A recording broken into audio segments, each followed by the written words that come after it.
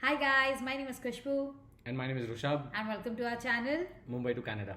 Yes, we've renamed our channel name from a couple in Canada to Mumbai to Canada, and the only reason is we actually heard from a lot of people when they were actually searching for our name. There are a lot of similar names, so our channel did not pop up. So we thought let's make it a little simple and easy for people to find us. Alright, so hopefully this name sticks.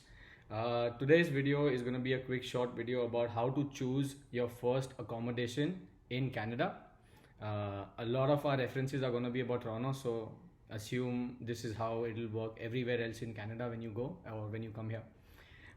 When we moved to Canada, one of the things that we both were very worried about is how would we end up, choosing the right accommodation, because in our head it's a new country. How do you approach it? Will we have nice neighbors? Will we be comfortable? What are we looking for? So those were the kind of things that we kind of went through, and hopefully this video kind of helps you decide on the options that are available now.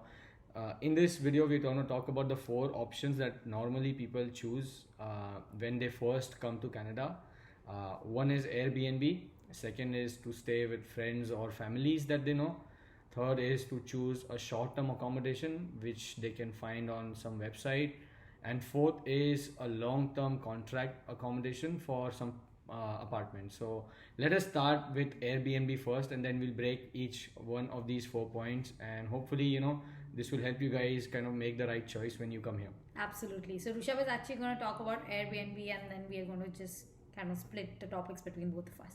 Alright, so coming to Airbnb, we started off with Airbnb. We booked an Airbnb at least a month and a half in advance. As soon as we got our COPR, the first thing that we did was booked an Airbnb. And it is very important to book it for at least 2 weeks, I would say. Sometimes people book it for shorter duration. The only thing is that people use the Airbnb time to kind of look for more permanent accommodation, and sometimes 2 weeks might not be more enough. So definitely don't go for anything less than 2 weeks, because you might not have enough time to then evaluate all your options and pick the right option. And anyways, because of COVID, you all will have to do quarantine for 2 weeks. So now any accommodation for you is going to be at least 4 weeks long, because 2 weeks is quarantine, and then whatever time you're going to need to kind of look for an apartment. Yeah. So coming back to Airbnb, now the best thing I would say, Airbnb is your chance to kind of explore the area where you want to live in. Now, I know you're gonna say, or somebody's gonna think that, hey, I'm new to Canada. Where should I live? Should it be Brampton? Should it be Mississauga? Should it be Scarborough? Where are all the desis, or where will I be more comfortable? Now, we'll tell you honestly, don't go looking for a neighborhood which is packed with the kind of people that you're already used to. In fact, try and explore a neighborhood which is more convenient for you in terms of getting to places. And when I say getting to places, opening a bank account, getting your SIN number, or registering for OHIP or something like that. Make sure it's an accommodation that not only gives you a very good exposure to Toronto. So in terms of exposure, we say downtown or something closer to downtown, because that way you can easily walk around things and have that amazing time once you come to Canada. Now obviously 2 week quarantine can be done anywhere. You probably should not go out, but this is more after the 2 weeks. What are you going to do? So make sure that your Airbnb accommodation is long enough to cover your incubation over here, as well as it gives you easy access everywhere. We would recommend staying in downtown or midtown area. Now if you Google it, or if you look at the map of Toronto, you will easily find out what sections of Toronto are downtown, midtown, and there's also an area called North York which you can explore. All of these areas are nice areas, easily connected with public transport, and also they have a lot of infrastructure around them, like banks and government offices, which you might need to kind of interact with in the first few weeks. Now the second option, like Rushabh mentioned, is friends and family. Now this is one option where there are pros and cons both. It's a very good option because if you have family over here and they are open and you have a good rapport, you can live with them. The good things are they know a lot about the city, so they can actually help you and guide you through the first few weeks and the first few things to do. Some things that you might miss, but they know it because they've been there. They've done all of this. They've been there, done that kind of a situation. So they absolutely know a lot of things. Plus, you're in a homely environment. You won't feel that you are in an alien land, because when you know somebody, there's a very different level of comfort that you get. That Yeah. I know somebody. There's a little sense of security that you get.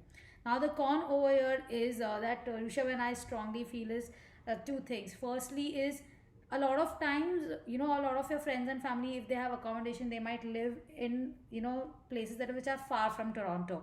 So maybe GTA, or even further, like further away. So for that, for because of that reason, transportation can become slightly difficult. We have no idea, where, how easy is the transportation there, or how many times you'll have to change a bus and train to reach your office, or wherever you're going for interview. If a lot of your jobs are in this locality, in, so for example, midtown, downtown, and you live in, for example, Kishner, just giving an example, you might have to spend 2-3 hours daily on actually going from one place to other, even for interviews. So is that something you're up for? Like, traveling is something you should definitely consider, because you don't want to spend a lot of time only in traveling and then less time in applying for jobs or looking for other things, and enjoying your time in Toronto. The second thing we think is sometimes it might get awkward. We never want to over welcome our stay somewhere, but finding an accommodation can be different. So it all depends on the kind of connection you have with somebody. So that's a call that you take. Yeah, so pick your friends and family if you think that's the only option you have. Otherwise, you're here to make a new life. Try and just be brave and kind of have your own accommodation if you can. And definitely, take help from all the people that you know. But I think in terms of living, just start living on your own. The sooner the better. Yeah, and I forgot the most biggest pro is you will save a lot of money. So if you have your own sister, brother living here and you're living with them, definitely you're going to save a lot of money of rent. So Yeah. that is the biggest pro, I would say. All right. The third option that a lot of our people that we know, our friends, family, etc., who've come here for whatever reason, is they end up looking for these short-term accommodations on websites like Facebook Marketplace or Kijiji or anywhere else. The only drawback about these kind of short-term accommodations versus an Airbnb, yes, these short-term accommodations might be cheaper than Airbnb, but they don't have any guarantee. You don't know if the person who's renting out the apartment or the place to you is good enough. You don't know if the living conditions are going to be nice. With Airbnb, you have a lot of feedback that you can read. You have users' reviews, so if the place is noisy, you can tell if the place is quiet or not.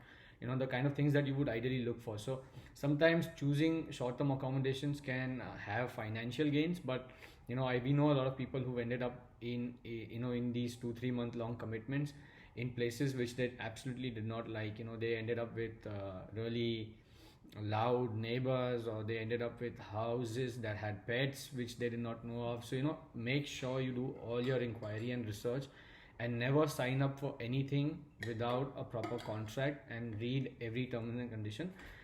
That is not to say that Toronto can be trusted. Like, people here are very trustworthy, but there's always bad apples, and just be careful. If you had a choice between the 3 accommodations that we discussed, I think our choice would be definitely to go with Airbnb, just because we think Airbnb is the safest in terms of making a choice. Right. And now the last option is a long-term accommodation. Now you might think that long-term, now we've not landed, and how does long-term accommodation work, and we want even quarantine. Now this is something even we did not know. We just found out about it. We heard from few people, so we thought it's very good to share. So people are actually right now, before coming to Canada from India, are booking their accommodations. So when I say long-term, firstly, let me talk about the duration. It could be somewhere between 1 year to 2 years. So depending on that, you sign the lease. People are actually going on the company's website and seeing the the apartment. They're doing video tours and booking the apartment. So when they come, they land. They land in their actual accommodation. Like where they're going to live. Yeah. Now you might think that, what do I know what locality is going to work for me? I want to come to Toronto and then figure out. Yes, that is one way to do it. You come and you figure out yourself. But there are people who are actually sure, where they want to live. Like, this is the locality. Yes, I want to live in downtown. Yes, I want to live in Brampton or Mississauga. If you are sure of the locality you're going to live, this is a very good option, because then you're not spending anything on your Airbnb. You are actually going for a long-term contract. And I would say, don't do it from a private person. Like, don't find somebody on Facebook or Kijiji and from a private owner. Don't do that, because then you want to look at the place. But if it's a rental apartmental building, then yes, there are a lot of these buildings are very sure what they're getting into, because there are contracts in place. they kind of understand what it is. They fix your issues very easily. So it's a trustworthy platform, I would say. Yeah. Also, the other thing, it's very easy. Like nowadays, everything is online. Before coming here, you can actually, book your mattress, your furniture, everything on IKEA and get them delivered.